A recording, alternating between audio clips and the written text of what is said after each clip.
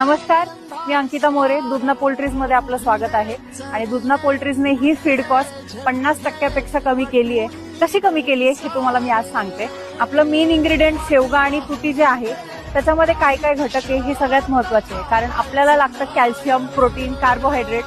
आता कॅल्शियम आपण शेवग्यामधून देतो, तुतीमधून आपण प्रोटीन देतो, पोटॅशियम देतो, व्हिटॅमिन बी कॉम्प्लेक्स, ए, के, आयर्न, मॅग्नेशियम काय नाहीये या सगळ्यामध्ये. कार्बोहायड्रेट्स आपण मकामधून देतो. आता हे सगळं इतकं आयडियल फीड आहे यांच्यासाठी की कॉस्ट पण कमी होते. पेलेट कसे तयार करायचे ते बघू. सगळ्यात पहिले आपण शेवगा, तुती कापून घ्यायचं, छाटून घ्यायचं. छाटल्यानंतर याचा पाला बरबडून घ्यायचा.